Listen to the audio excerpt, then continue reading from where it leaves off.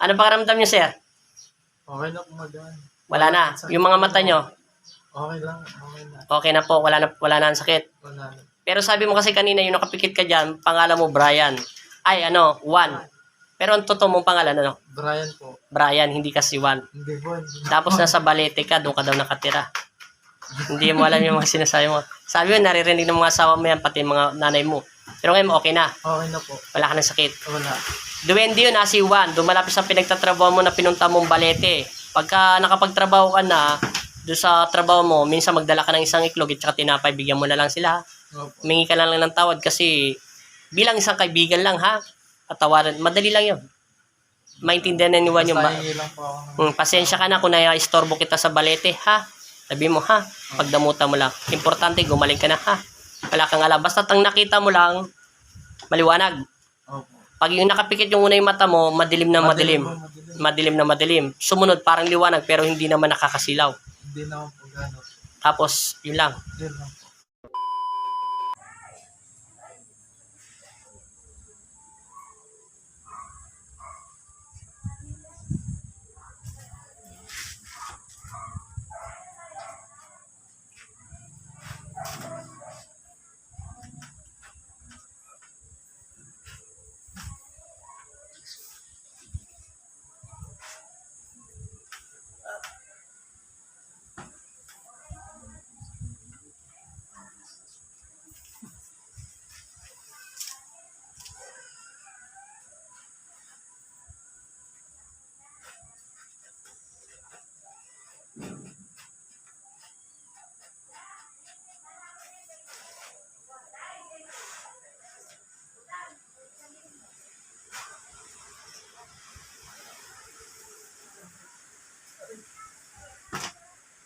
Sige, ayaw mo ba rin magpadampot, ha? Sa pangalan ni Kristo. Amen.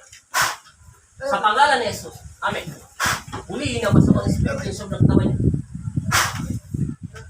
Ay, sakit. Sige. Ayaw mo talaga, ha? Sino ka? Ha? Anong nilalang ka?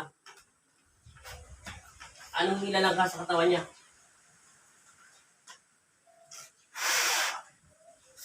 Anong nilalang ka sa loob ng katawan niya? Kilala mo ba si Kristo? May tawag ka sa kanya? Opo. Sige. Talasin mo yung nilagay mong sakit sa kanya. Talas. Tapon.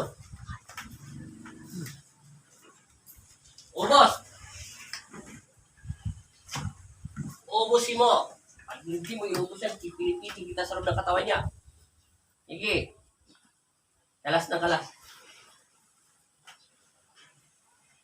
Kalas. Kalas.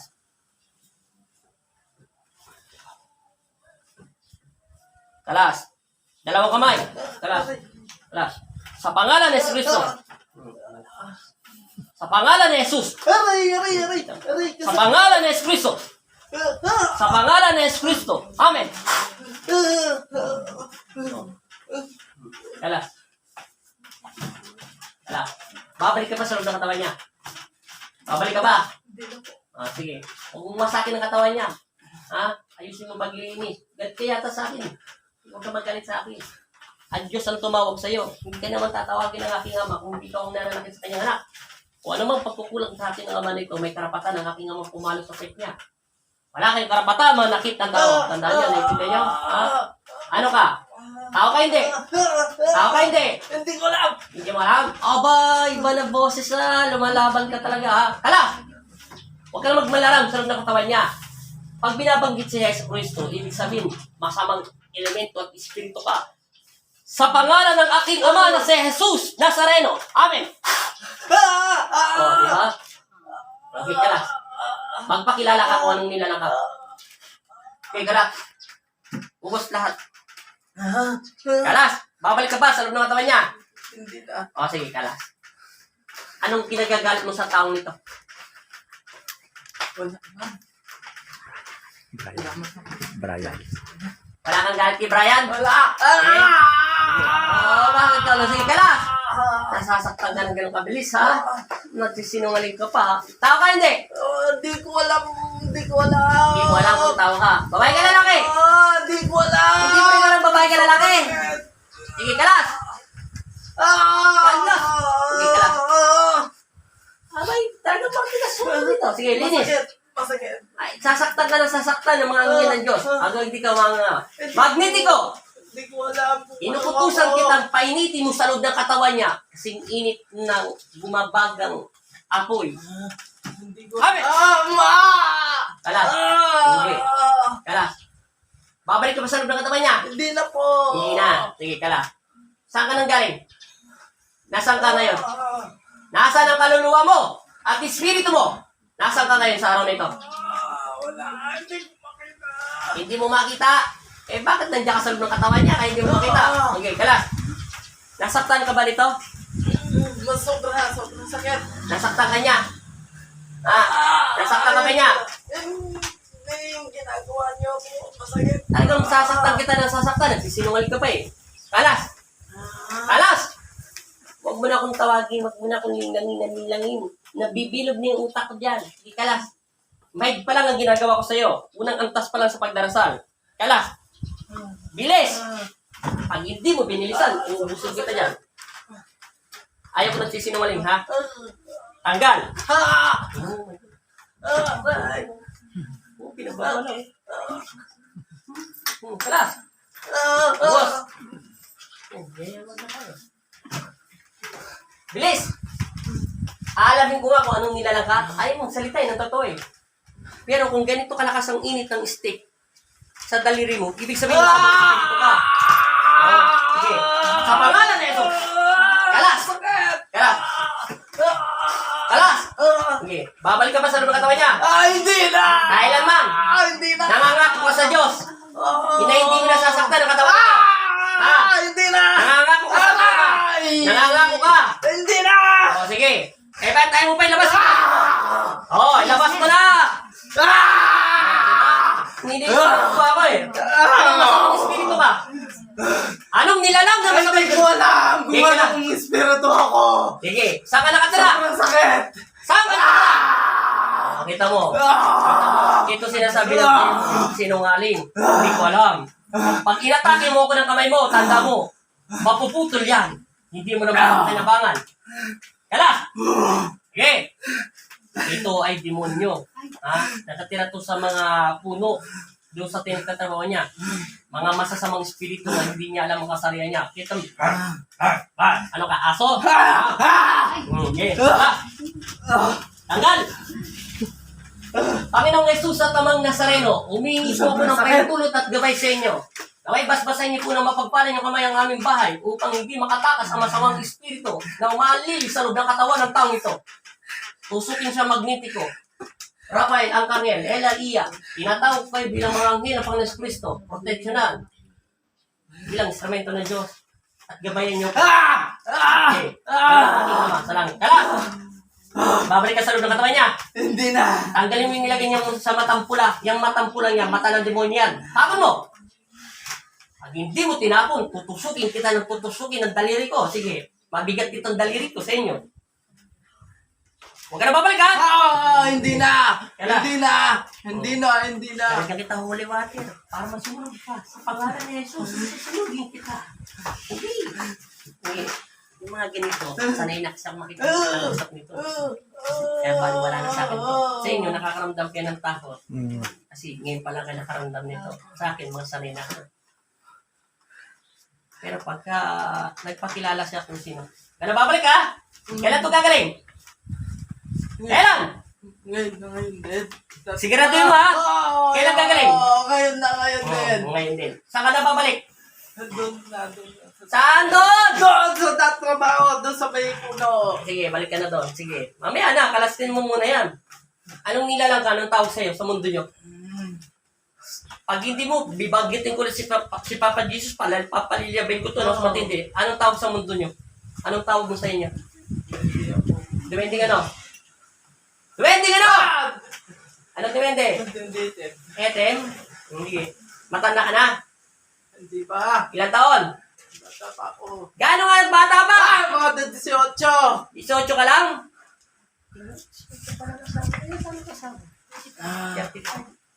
Eh, bakit tinatakot mo pa ako? Malaki-laki ka pa ng boses ha. Sabi sa inyo, mapanling yung mga duwende. Dito na yung sa inyo mga magagamot minsan eh. Nasasaktan ako. Eh siyempre, paano ka nasasaktan? Eh nandiyan ka sa loob ng katawan ng tao yan, di mo lang pag-aari yan. Pati ako, pinagluloko mo ko. Alam mo, sanay na ako dyan. Wala nang inborn sa akin, takot ang puso ko dyan. Takot ako mapalo ng Panginoon. Kahit dalakasan mo pa ako. Ano na sa akin yan? Okay, kalas! Kalas ha! 2018, anong pangalan mo? Anong pangalan mo? Wala man ako. Lahat ng duwende, sabi ni Lolo Andres, may pangalan. Imposible ito walang pangalan. Sa sinungaling! Anong pangalan mo? One. Ano ka, si Juan Tamad? One lang. Okay. Ilang kayong duwende? Ilang kayo sa loob ng katawan niya? Pipitikin kita. Ako lang. Isa. Ilang kayo? Ako lang. O sige. Ilang kayo duwende dito sa puno? 5. 5? Pang ilang kasal pang 5? Pantatlo. Okay. Anong pangalan sa duwende? Kayo magkakapatid o magkakaibigan, magkakilala? Sa pangalan na... Magkakaibigan lang. O sige. Sino ang pinakamas malakas sa inyo sa 5 duwende? Wala man. Pantay-pantay lang? Bakit tinataktan mo? Ang paaso? Sige kalas. Anong nilagay mo sa katawan ng taong ito si Brian? Wala man. Sinungaling ka na nun. Painitin ko na talaga to. Gusto mo sa duwende sa laban sa duwende ha? Lolo Andres, pasintabi nga sa yung duwende Wala puti. man akong nilagay. Sinungaling ka sa pangalan ni Jesus. Hindi yan magkakaroon ng sakit. Anong nilagay mo? Anong ginawa niya sa'yo? Anong nilagay mo? Ayaw mo. Sa pangalan ni Jesus. Anong nilagay mo? Wala akong nilagay. Paano siya magkakasakit na hindi mo nilagay? Pati pinapabulay mo mga mata niya. Pati ako niloko mo. Ayaw mo pa daga. Pagtripan ko lang. Anong pagtitrip?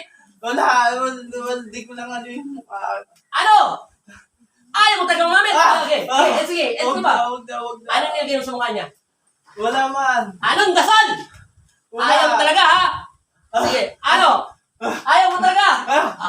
Ano? Wag. O sige. Ano nilagay mo? Ano? Alam mo, nakikipaglaro ka sa akin, kaya makikipaglaro din ako sa'yo, ha? Salbay ka, magiging salbay ako sa araw nito. Wala naman akong nilagay. Paano siya magkakasakit kung wala kang nilagay? Ako ba niloloko mo? Ha? Galing siya sa doktor. Masagay. Galing siya sa medisina. Masagay. Ha? Sige, kala. Kalasin mo! Ano, Maika? Pampano yan? Pampasakit ng ulo, pampapalabo ng mata, pampasama ng pakiramdam. Alin? Masama yung pakiramdam. O, ayun. Ba't nagsisinungaling ka pa? Huwag mo na papapulayin yung mga mata niya, ha? Oo. Bakit? Natakot ka rito kaya ka pumasok, nahirapan ka pumasok dito sa loob ng bahay namin. Dahil sabi niya, pagpasok daw dito sa loob ng bahay namin, bigla daw siya nahilo. Doon sa kanila hindi. Ibig sabihin, may nakapasok sa loob ng katawan niya. Para kanina yung unang pasyente yan eh. Meron daw nakabuhat daw sa kanya, mabigat. Pagpasok niya sa bahay namin, bigla daw gumang pakiramdam niya. Hiniro ko, huwag ka naalis dito eh. Tiga malis ka. Tiga naman. Sanay lang ako makipag-usap sa mga ganito. Salba ito eh, di ba panginglan to eh. Alam mo, marami na akong nakalaban ng masasamang espiritu. Kaya alam ko yung amoy nila kung gano'ng kalakas. Alam ko naman medyo magaling-galing ka. Pero gusto ko, tanggalin mo na lang. Bati na tayo, ha? Oo. Awayin mo pa ako. Awayin mo pa ang tao nito. Eh kung sumabi ka ganun toto, hindi na kita pinaglaro. Pinaglalaro mo kasi ako, ginagawa mo king kaya nakikipag-king-kuyan na sa'yo. Huwag ka na ulit. Ito to, ilang kayo sa loob ng katawan niya, hindi na kita sasaktan. Usapan na tumatino. Sige, wala nang king-koy. Ako lang po. Isa ka lang. Lalaki ka babae. O sige. Sabi mo hindi mo alam. Saan ka nakatira?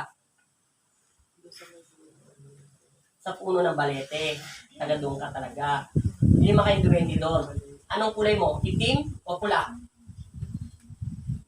Itim ka. Lahat kayo puro itim sa balete. Paano mo siya nasaktan at paano mo siya binigyan ng sakit? Alam ko ang duwending itim, sabi ni Lolo Andres, hindi naman daw sila aatake kung hindi nakasakit ang tao. Di bali lang daw yung duwending pula, mainitin daw ulo yun. May minsan may tamang trip daw yun. Yung totoo, anong ginawa sa'yo ng tao nito? Naupuan ka ba? Sasagi ka ba? Naiyak ka ba? Ano yung totoo? Anong sagi? Paano mo nasabi na sagi? Nilapitan lang kami. Nasagi ka lang doon? Sige. Kalas. Eh kung sinabi mo, sabi mo sana, ikaw ba yung instrumento ng Panginoon si Kristo nyo? O ng Panginoon nyo? Ako'y nakasakit sa Kanya. Patawarin mo ako bilang instrumento nyo ng Panginoon mo. Patawaran niyo. Huwag ka maingay. Dapat ganun agad sinabi mo, naintindihan mo? Ako po nagbigay ng sakit yan. Kasi bakit ko siya binigyan ng sakit? Tatanong ko yun. Dahil po, pumunta siya sa puno namin sa Balete. Nandun po siya, paupo-upo, paikot-ikot. Kung ayaw po namin kung anong ginagawa niya doon. Tapos, na-istorbo niya po kami. Di tapos na ang laban. Yan sa pinapahirapan mo pa, pabang. Pag ganun ka pa sa akin, akala mo naman matatakot mo ako doon sa boses mo. Luban sa akin tugtugin na. Nagigising ng diwa ko pag ganyan kalaban ko, yung niloloko ako. Ay, nakikipaglokohan din ako. Tanggalin mo yan, ha? Usapan na to, ha? Pag binalikan mo anong gusto mong gawin ko sa'yo, patatanggalan kita ng kapangyarihan at ilulubog kita sa ilalim ng lupa. Gusto mo? O dali na lang kita sa impyerno. Pabit-bit kita kay Lolo Andres. Gusto mo? Parurusahan kita pag bumalik ka. Ha? Anong gusto mong parusa? Ikaw pipili. Gagawa ka ng kabutihan o hindi mo nasasaktan to o hindi kita parurusahan. O, sige. Tanggalin mo lahat. Bisa mo. Siguraduhin mo, ha? 15. Bilis! Yan, ganun ka pa. Akala mo naman, may matatakot mo ko sa sindak-sindak mo. Ha? Ha? Luma na sa akin yan. Bilisan mo. Yan ang babalik, ha? Sige. Eh, di mabait. Di tayo, mabait din ako sa'yo. Pag mabait ka sa akin, mabait din ako. Pag mula ko lulukuin, tandaan mo. Siguraduhin mo, pag ginalaw ko tong stick, dapat hindi ka na masasaktan, ha? Alam ko rin yun, kahit titiisin mo, talagang pipitik ko ng malakas sa'yo. Okay. Ubusin mo lahat, ha?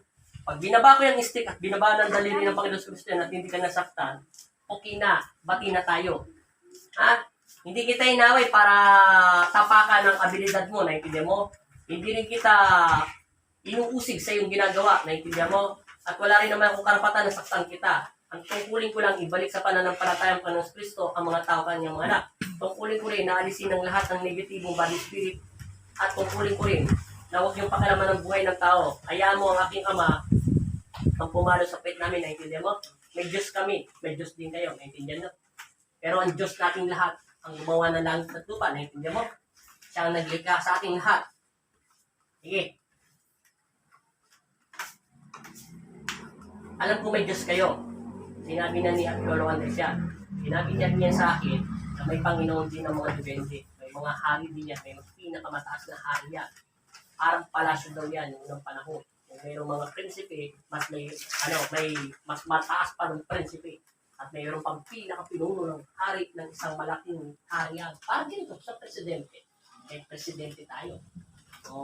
Anak ka lang ng mga konsipilato, ng mga mayor, ganyan lang. Mga ganyan, mapababang uri, matataas na rin yun. Sige. Kita mo, sabi mo wala ka nilagay. Bakit ang dami-dami mong nilagay? Kita mo bite mo na ngayon. Para daw sigurado, wala nang titira, ha? Sige. Kalas. Wala sa alam mo. Alam mo.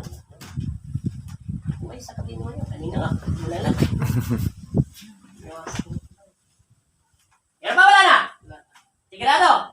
Ano pangalan mo? Juan. Papaliwanag ko sa'yo, ha? Hindi ako galit sa'yo, ha? Kung nasaktan ka ng tao nito, ako na humingi ng kapatawaran bilang instrumento ng Diyos. Hindi ako sinugo, hindi ako master, hindi ako nilalang. Perehas-perehas lang kami mga tao, naintindihan mo? Kung anong kakayahan ko ay kakayahan din ng mga anak ng Diyos, naintindihan mo? Kami ay isa lang. Nilikha ng Diyos. Walang maestro sa amin, walang master, naintindihan mo? Lahat tayo ay instrumento ng Diyos. Naintindihan mo? Kami, mga tao, kayo ay nilikha ng Diyos Ama sa langit. Naintindihan nyo? Pag-aari pa rin kayo ng Panginoon Kristo. Naintindihan nyo? Salamat, Juan. Bumalik ka na doon sa Bali Ete. At huwag mo nang papakalaman to, ha? Kailangan niya na magtrabaho kasi isang buwan na siya mahigit hindi nagtatrabaho. Wala na silang makakain. Naintindihan mo? Pandemic ngayon. Sa mundo namin, naghihirap kami. Kailangan namin ng trabaho para mabuhay ang kanyang mga anak. Naintindihan mo na? Sa mundo nyo, kaya nyo naman mag-magic ng pagkain nyo. Hindi naman kayo kumakain ng kanin namin. Ang kinakain nyo lang naman, ibang bigas nyo, ibang din pagkain nyo. Naintindihan nyo? Sa amin, kailangan namin magsumikat, maghirap, para makakain ng kanyang pamilya. Naintindihan mo? Wala naman kaming mahika na pag isang pitik lechon. Iba naman ang pagkain nyo. Naintindihan mo, Juan? Hindi ako nagagalit sa'yo, Juan, ha? Tigilan mo na to, ha? Papakawalan kita. Naintindihan mo? Usapan to bilang instrumento ng Diyos. May sarili akong paninindigan. Papakawalan kita. Naintindihan mo? Salamat. Wala na. Isa ka lang sa loob ng katawan niya. Kaya pala yung tenga mo kanina, parang maitim na parang pamilya mo. Kaya pala maitim ka. Pero hindi kita ini-insulto, talagang ganun lang naman ang kulay yun. Bigyan mo ka. Patawad bilang instrumento ng Panginoon Kristo. Kasi nakipaglaro ka sa akin, kaya nilaro din kita. Hindi mo ko nilaro, eh hindi tayo maglalaro dalawa. Tapos ang laban, hinto mo ni kamay niya, Juan. Naintindihan mo na? Huwag ka nang babalik, Juan, ha? Hindi kita susugatan kahit isang piraso. Naintindihan mo, Juan? Naintindihan mo, Juan? Sige, bumalik ka na sa mundo nyo. Bumalik ka na sa balete, ha? Pakawalan siya, Magnitico. Pakawalan siya, Ella. Sa pangalan ng Ama at ng Anak at Espiritu Santo, masamang espiritu, masamang elemento, lumayas ka sa loob ng katawan ng taong ito, patahimikin na to sa pangalan ng aking Ama na si Heso Kristo, si Jesus. Amen.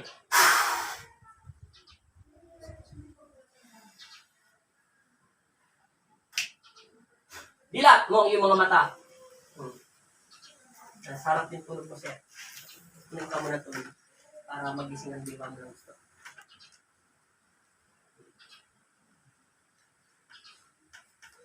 Ano lasa? Matamis ang tubig at praise the Lord. Salamat sa Panginoon Jesus at magaling ka na. Kasi kung matabang yan at mapaklayan, hindi ka pa magaling. Inumin mo pa lahat yan. Matamis. Mabuti kayo nakakain ng matamis. Ilang beses ko na tinitising na sa yung tubig. Ba't kaya doon? Lumalasan yun. Nilalasa nila. Pagpag pa mo. O, tingnan natin daliri mo. O, di ba? Pantay na 1, o. Ay, 1. At ano? Ano ba pangalan mo? Brian. Hindi kasi Juan Bastista. Ano pangalan mo? Brian. Sabi mo, ikaw si Juan. Ha? Hindi ko sinasabi si Juan ka? Sabi mo, sa balete ka nakatira. Hindi po. Ha? Meron ba? Meron kayong bahay? Hindi. Saan pinapalitan mo yung asawa mo? Asawa mo pala, duwende rin? Ay, hindi. Bahay talaga kayo. Ano pa ramdam mo sa ulo mo? Hindi ka na nahilo? O nakikita mo yung asawa mo maganda? O, maganda na siya sa paningin mo? O, siyempre, asawa mo siya, pinakasala mo siya. Ibig sabihin, pinagtagpo ka ng Diyos. Naintindihan mo? O, yung bayaw mo. Nakita mo na, nanay mo. Siyempre, pinakamaganda sa lahat, yung nanay. Siyempre, diyan ka nagmula. O, ayos na ang ngiti mo. Hindi kasi Juan. Hindi po. Hindi ka natin sa ano. Ha? Sa bahay lang po. Sa bahay lang.